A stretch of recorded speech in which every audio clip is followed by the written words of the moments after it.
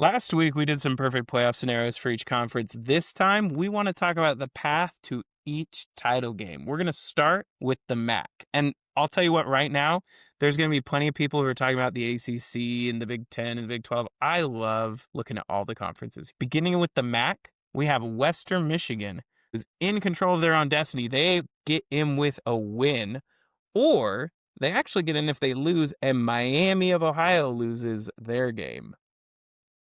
Toledo, meanwhile, gets in with a win and either Ohio or Miami losing. Miami gets in with a win and either Western Michigan or Ohio losing. Central Michigan gets in with a win and Ohio losing and either Western Michigan or Miami losing. But this is my favorite one. Ohio gets in if CMU wins and either Western Michigan or Miami loses, but not both. That's so It is great. my favorite championship scenario of anyone. Conference USA, this one's a lot simpler. Western Kentucky, this is a win and you're in team. That is it. That is their only path in. If they lose tiebreakers because they play Jacksonville State. Now, Jacksonville State gets in with a win or if Kennesaw State loses.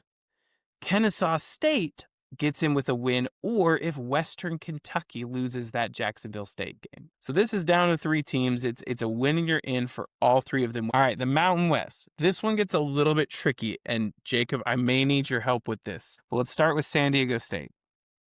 San Diego State gets in with a win or with a loss and either Boise State or UNLV loses. Because what happens there is if they lose, they play New Mexico. If they lose and either Boise State or UNLV loses, then it makes it a 3-way tie. And it comes down to computer ratings where San Diego State is currently in the lead and will likely be in the lead in metrics even after all is said and done. Boise State, meanwhile, is in with a win and either an San Diego State win or a loss by both San Diego State and UNLV. They can't afford UNLV winning and San Diego State losing because UNLV gets in if San Diego State wins and Boise State loses, or if they win and San Diego State loses and Boise State wins. And then New Mexico has the narrowest path. They get in with a win and a Boise State loss. The reason these are so interesting, and like UNLV has a scenario where it doesn't actually matter if they win or lose, is because a lot of these come down to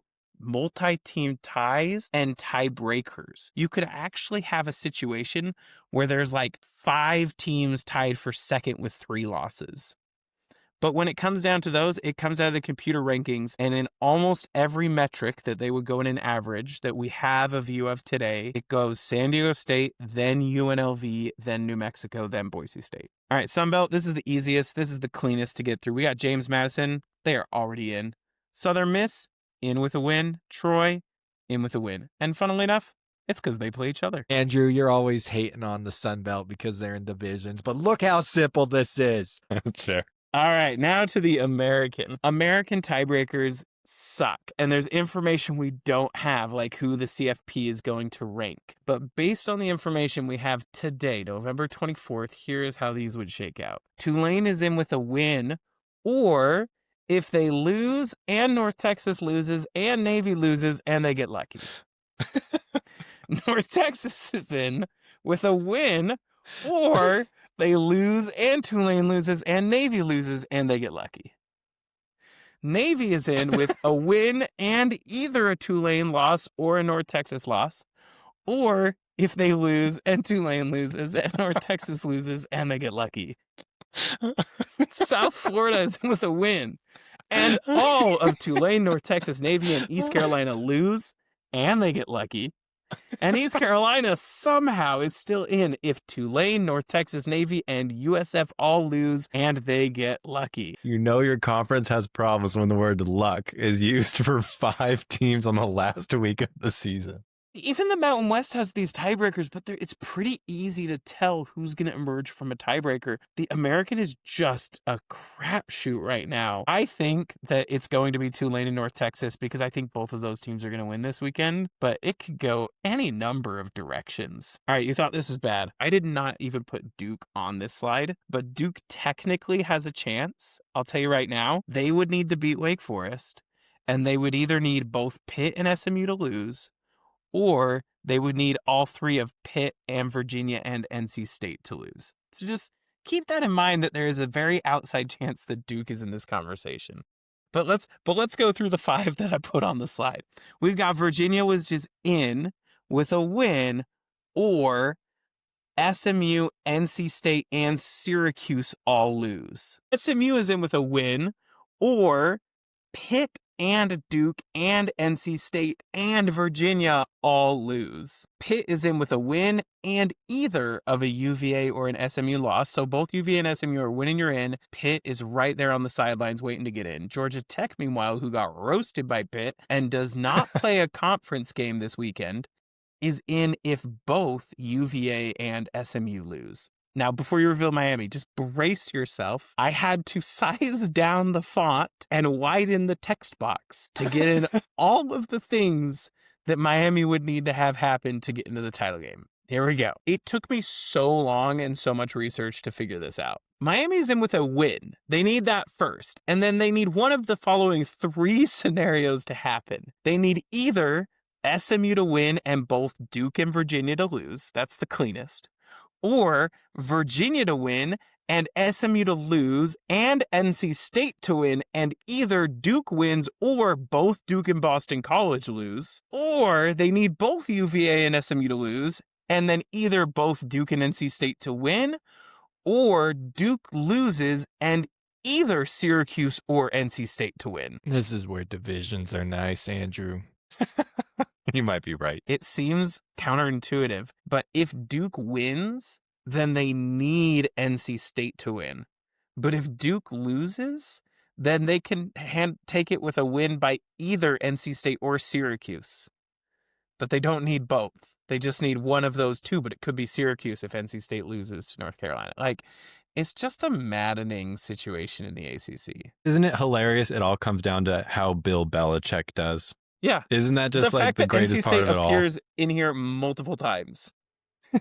And it's hinging on Bill Belichick. Mm-hmm. All right. Big 12. This is where things get a little bit simpler. We've only got 4 teams alive in the Big 12. It's pretty simple. Texas Tech is in with a win or an Arizona State loss. BYU is in with a win or an Arizona State loss. Arizona State plays on Friday.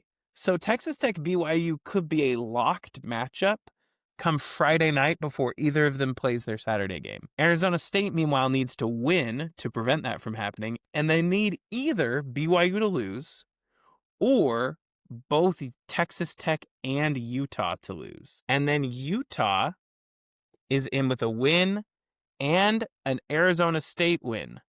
They need that. They also need Texas Tech to lose. And then at that point, they either need BYU to win, at which point it would actually be a BYU-Utah rematch, or they need both Cincinnati and Kansas State to win, regardless of what happens in the BYU game.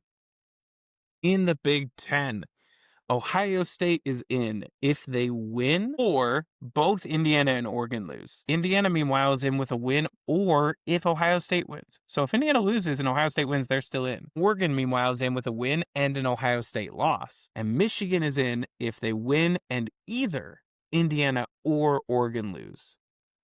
So Michigan is not a win and you're in team.